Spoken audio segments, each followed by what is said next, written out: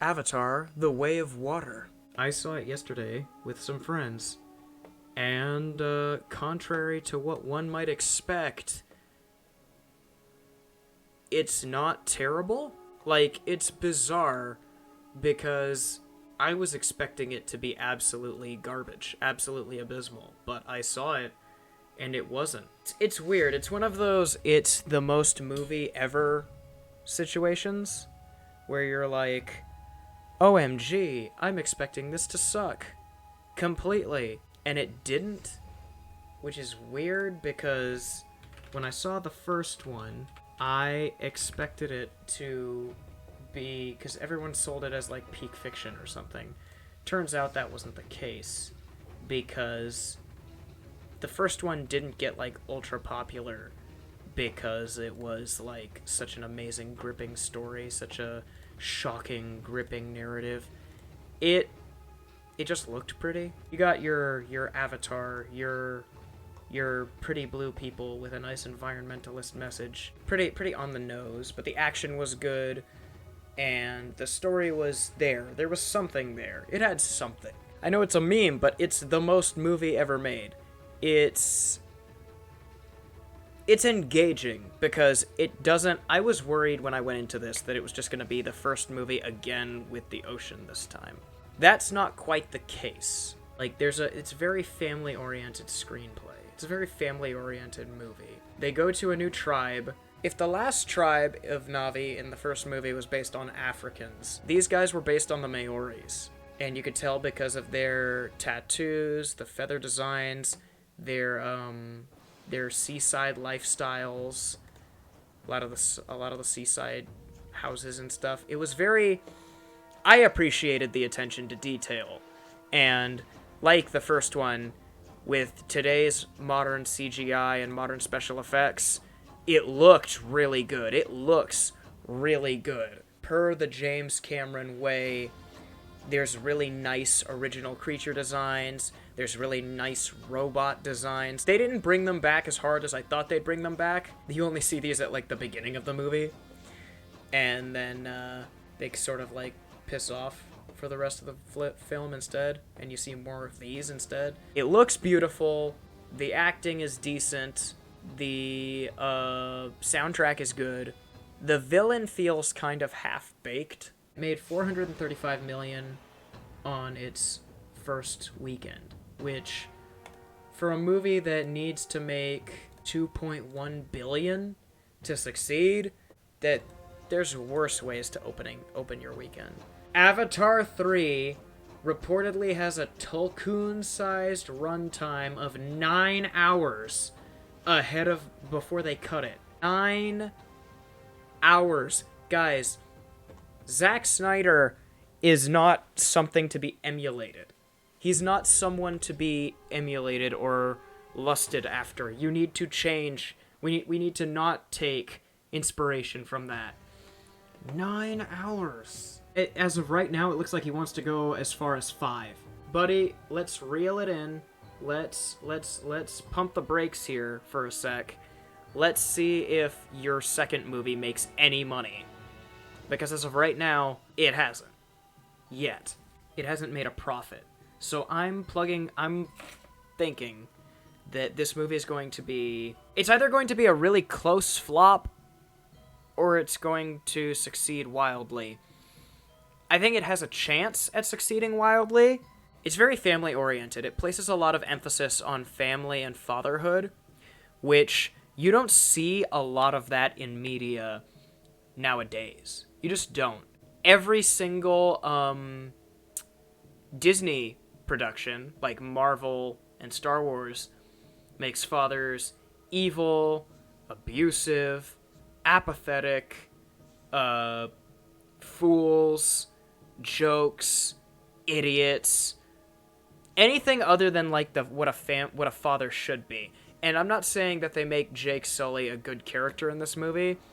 He struggles as like a person, but like everything he does for his family. This movie is it's really good. It's really good. It's good in the way that there's heart behind it, but like it's weird. It's not Like, it didn't rock my world. I can tell there's going to be some people out there who adore this movie. I can tell there's a lot of really good mother-son scenes. So, like, my mother would like this movie. She wouldn't want to see it for the runtime. My dad already said he's not going to waste money going to go see it for the runtime. Sheer runtime alone. The runtime is going to turn people off. Zack Snyder's Justice League flopped on HBO Max, and when they tried to show it in a few theaters, because no one wanted to see it for runtime. Runtime is a turnoff that you need to factor in. The only exceptions are when word of mouth gets more people to the theaters to see it, as seen with the 3 Lord of the Rings movies. I'll go into spoilers. My brother thinks the villains are good, and I just, I don't share that sentiment. The villains are rather hollow. Like, you can tell there's so much going on in this movie, but they kind of clipped it for time, which it's 3 hours as it stands now, so it was probably wise to do so, but it just it feels like there's some hollow aspects. Like, first spoiler I'll get to, the villain is literally just the first movie's villain. I bet you're thinking, Wyatt, how does that work? How does that work, Boros? He got mega dead in the first movie, right? Yeah, it turns out you don't need to be dying. Like, the first movie, the rules about what can transpire to make an avatar and what's necessary aren't exactly clear. Like, the first movie made it clear, put an emphasis on energy, how all energy is borrowed, and the Great Mother takes it all back in the end. Or, like, you have your soul, and your soul is your energy, and you can put it somewhere else. Now, in this movie, they're kind of implying that all you need is memories, which that opens a whole nasty bag of worms, because that kind of takes the tension off death. Because the villain in the first movie died, but he left like a brainstem DNA strand USB. Because he did that, they were able to put him into an avatar, and now he's a blue person. He's a Na'vi. And I'm like, oh, James, I can't wait for, like, a devastatingly sad death to take place on screen. And then some dude in the background just goes, oh, actually, they're still alive. Because I have a brainstem in a jar. And I'm like, oh. Like it's, we'll call it the Dragon Ball problem. Initially in Dragon Ball, what they do is they have a limit, an obligatory limit to how many times you can be revived. However, when Dende becomes the new Guardian, the first thing he does is say, okay, you don't get 3 wishes anymore, you only get 1, but now anyone can come back as many times as they want. And I'm just like, oh, Toriyama, that's a bad choice. You should not have done that, because now there's no tension in death. With James Cameron's Avatar, he kind of did that. Death means nothing as long as they can get a scan of your memories, because they'll just shove you in a new body and kick you out the door. Another reason I think it was really, really, really severely sliced down for runtime is because there's it's really touch and go with a lot of plot points. Like, the Colonel finds essentially the black box of his mech suit. He finds the black box and he, like, plugs it in. He gets audio and everything, and he gets, like, a POV of his death. And you get, like, this wonderful camera shot of him looking at it, staring at it, and the mocap actor's killing it, because he's got, like, this perfect expression of, like, shock, awe, and abject horror of, like, oh, wow, so I'm not myself, I'm a copy, as he, like, stares and sees his human self die. Like, definitively die. And I'm just like, wow, okay, that's cool. We never address it again. Movie just breezes past that. I'm like, James, I feel like that's worth addressing. I feel like that's worth touching on. If only just a little. I feel like we need more than a facial expression. The villains are, like, comically evil, and I'm not I'm not really a fan of that. Like a lot of the villains, like, the resource in the last movie was a rock under a tree. The resource in this movie is the oil found in, like, the tuna whales. And the whale brain, oil, juice, stuff is a whole resource they're harvesting and stealing. And they're, like, brutally killing these whales, and they're sucking their brains dry, and they're like, oh, this is like a lubricant, a moisturizer, this will literally stop human aging, this little vial's worth $80 million, yada yada yada, steal, steal, steal, kill, kill, kill, and it's weird because there's, like, some throwaway dialogue of James Cameron trying to be like, oh, humanity, Earth is dying, we need a new home, we need this, we need that, we do this, we do that. I'm just like, James, you can't have one or the other. Either it's a civil war issue where both sides need stuff, or you just have the evil factions. Because they introduced this new female general or colonel or whatever her title was. You see her in the trailer. She's walking with the blue people, pointing at stuff in, like, a mech suit. She says, Earth is dying. We need to move in here. They've built a city. They're trying to get stuff set up. And Jake Sully's leading a rebellion against them, yada, yada, yada. They don't flesh it out properly. Like, show us Dead Earth. We've had 2 movies. 2 movies. And if I remember the first movie correctly, we didn't even have Dead Earth. Like, they just found the new planet and wanted to, like, explore it and then, like, abuse it for its resources because humans bad. And I'm not saying that's a bad thing. Just flesh it out, you know? I'm not offended by it. Humans are pretty bad. We are obliterating our own planet as I live and breathe and speak. But when you try to characterize this in a movie, you can't be so touch and go with the plot point. They try to make the villain this deep guy, and he's just like Soldier Man, but blue. Like, I thought we were gonna get something. Like, I thought we were gonna get somewhere. But no, man does not change. Man does not develop. He's just kind of there. I don't know why they call him Spider. It's weird that they call him Spider when it would make more sense to call him Monkey, because he climbs like a monkey. He screeches like a monkey sometimes. And then the characters already call him a monkey. So I'm just like, why are we calling this guy Spider? He's the Colonel Man's son, and they treat it like a big thing. They treat it like a big issue, like a huge reveal. Well, not a huge reveal, but, like, they treat it like a reveal, but there's absolutely nothing that comes from it. I thought they were gonna do the mature thing, because Spider is in a cell, and Colonel Dude walks in and tries to talk to him and reason with him. And and at first he's like, dude, I'm not your dad.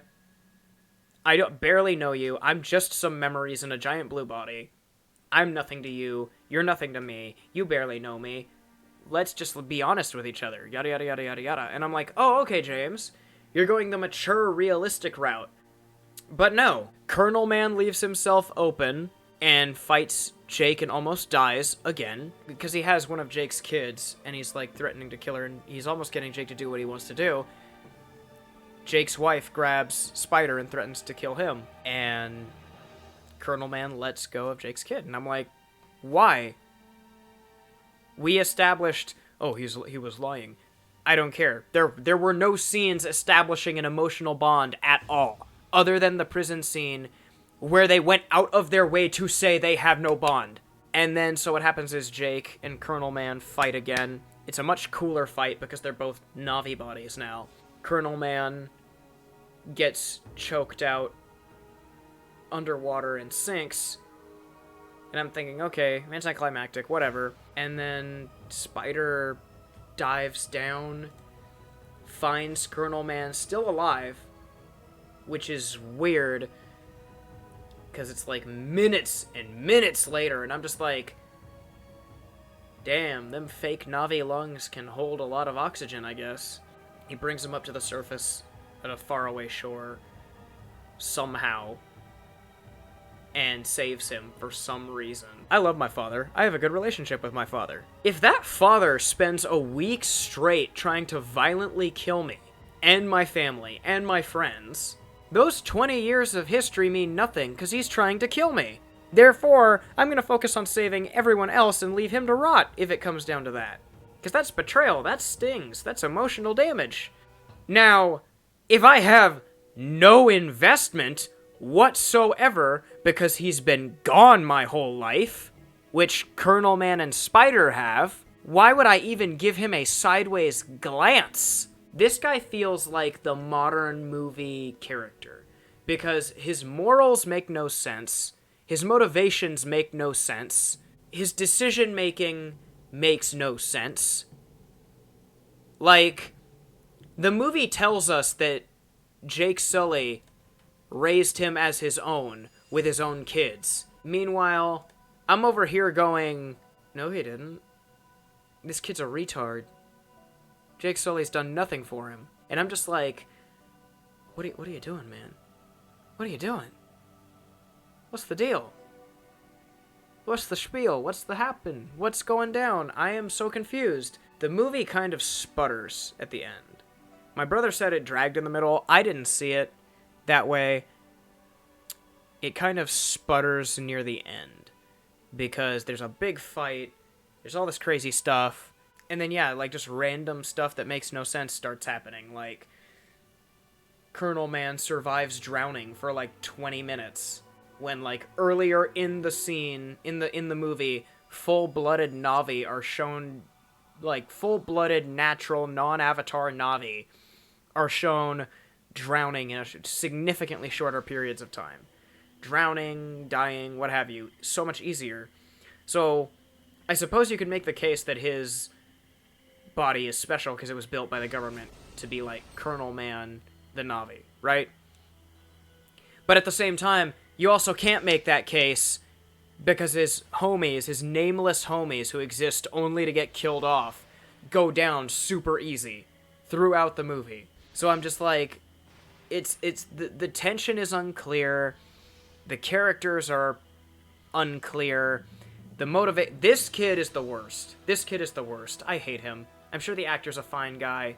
Spider as a character is really bad. I don't have faith in James Cameron's capacity to write things because it's very surface level. If the first movie was supposed to be his interplanetary, extraterrestrial take on Disney's Pocahontas, then this movie is supposed to be his alien, extraterrestrial, interplanetary take on Whale Wars. No investment whatsoever.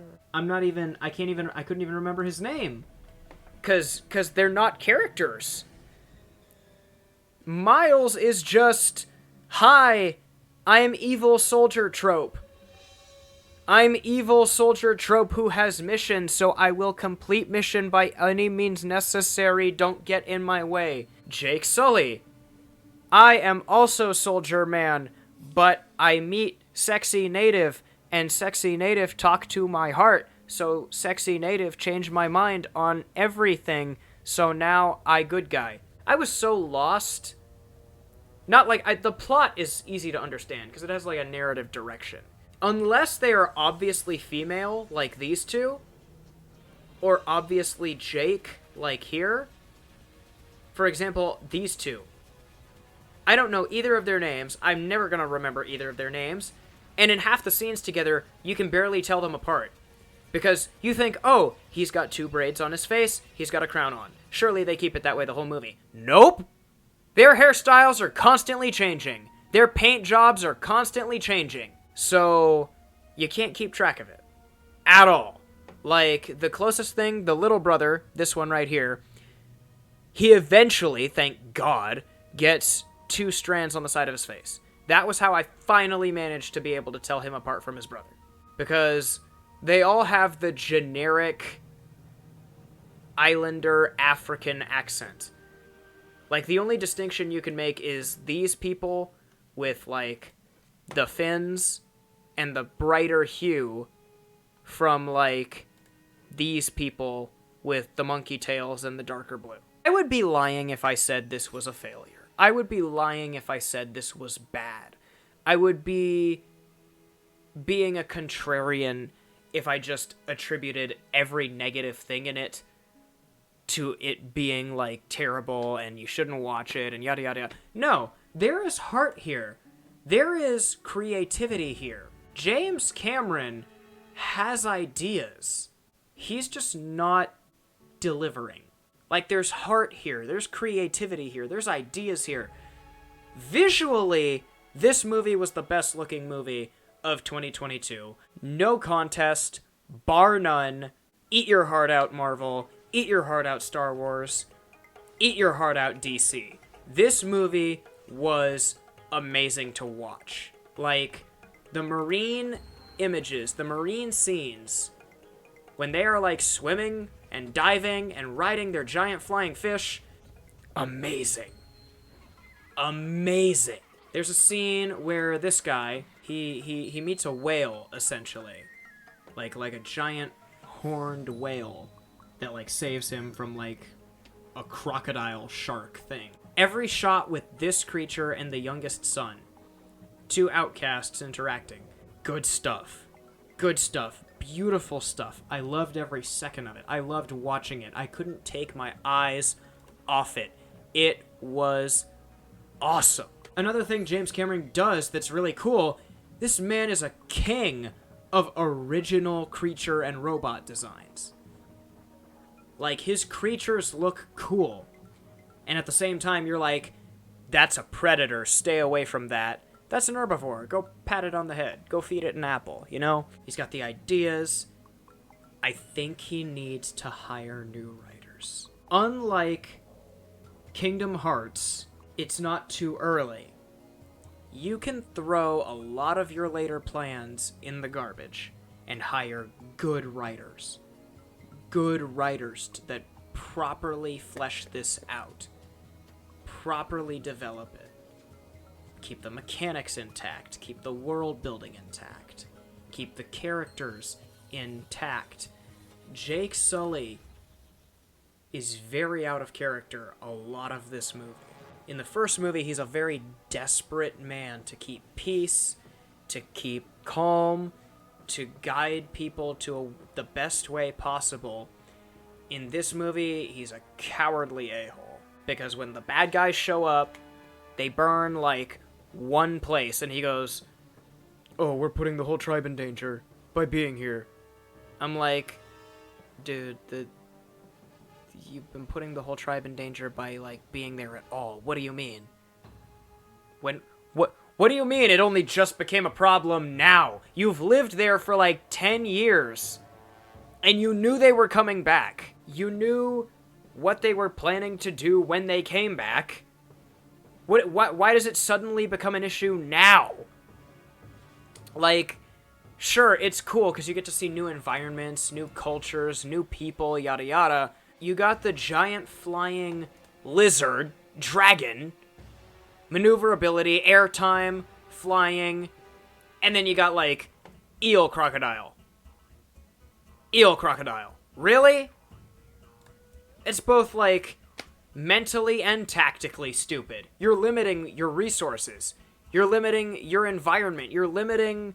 Like, he flees to islands as if it's, like, a good idea. And I'm like, bro, the forest is like a maze. You don't ever have to leave the forest. You know what you're going up against. Why on God's earth do you think it's a good idea to run to islands of all places? I went on the rant in the Movie Bob video back on my channel about how Shang-Chi flopped and Disney tards need to stop denying it. And I meticulously broke down how that worked. Thor: Love and Thunder, Doctor Strange, and the Multiverse of Madness, those are the two that I've seen debated the most. While they did not fiscally flop, like on paper they made a profit, the bigwigs at Disney still consider them a failure. Because that's bad. $700 million. That's not something to stick your nose up at. Like, if any movie I ever wrote made that much money, I would cry for joy. The bigwigs at a billion-dollar company, they are worth hundreds of billions of dollars. Numbers like these mean nothing. Nothing. Kevin Feige will be like, oh, Thor Love and Thunder made $343 million in the US. The bigwigs will be like, come talk to us when it makes $1 billion. Come talk to us when it makes $1 billion. There is a reason why John Watts got yanked off of Fantastic Four, and they put him straight to work on the 4th Spider-Man movie in the MCU. There is a reason for that, and that is because Spider-Man No Way Home made mad money. Almost $2 billion. This almost made what this movie needs to make to succeed. When he did that for them, the bigwigs at Disney said, okay, prioritize Spider-Man. Get him to work on the next Spider-Man. And when we say this is a disappointing box office, if you look at, like, say, if you go week by week, it's catastrophic tumbles. It can make this much money, but when the bigwigs at Disney go, I don't understand, Kevin. I don't understand. It made... We had like 11 cameos in it. We had like 11 references in it. We had a joke every 5 seconds. We had Doctor Strange using all new spells, meaning there was nothing but new stuff to see, even though tactically it was retarded for him to use some of the spells when he did, and not use some of the spells he should have. I don't get it. Why didn't we break $1 billion? Why wasn't this our $1 billion ball buster this year? This movie is considered a failure by the Disney head honchos. The higher-ups, the bigwigs at Disney, consider it a failure. I don't consider it a failure money-wise. If I'm an investor and I see a movie's final total is $955 million, the first thing I'm going to say is, good job, but why did our movie not full of cameos and, like, a fan-favorite character, 2 of them, not break $1 billion? What went wrong? Because something we got to remember here, this movie crawled to this number. It crawled there, and it only made it there because Disney buys exorbitant amounts of box office time for each MCU movie. A lot of people were mad because No Way Home was taking up a ton of their theater auditoriums months later because they were trying to squeeze it out for every last penny. And so people were like, I still haven't been able to see everything everywhere all at once because it's an indie movie. Well, it's not an indie movie. It's a lower budget art movie. But it's nice to know I could see No Way Home 6 months later. Box office, making money is half the battle. You also need to make money with predictions in mind. You need to take these predictions into account. It's unfortunate because I think this movie is going to flop barely. I think it's going to make $1 billion, but I think it's going to stagnate before it reaches like 1.5 billion. Like, I don't think it's going to succeed. I don't think it will. He'll get a 3rd film and he'll wrap it up there. But if it succeeds, he wants to go like 5 films. I don't feel like it's a waste of time. Like, if you remotely liked anything at all about the first one, you will find something to like here. You'll find something to like here. But if you didn't, then don't bother. Don't bother. Won't be for you, unfortunately. My brother sent me a really interesting thing, because my brother's visiting California. He's visiting our old home again. He said, acting, 10 out of 10. I do not disagree. Despite what I consider to be an all-in-all poor script, the acting is good. He said, story, 9 out of 10. I disagree. There's a lot of really destructive retcons, really bad stuff.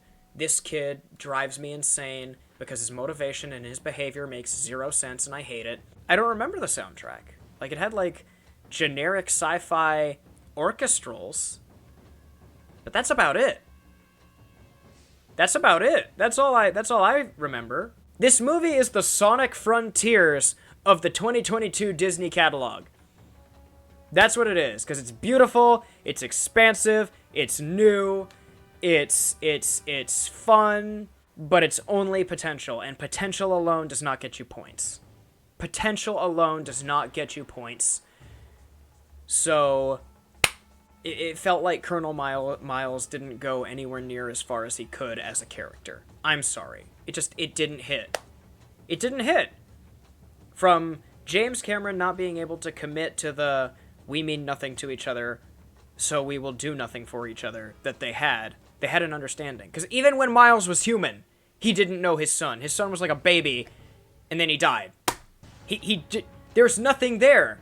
There is no reason for them to not say, I don't know you, you don't know me, we mean nothing to each other.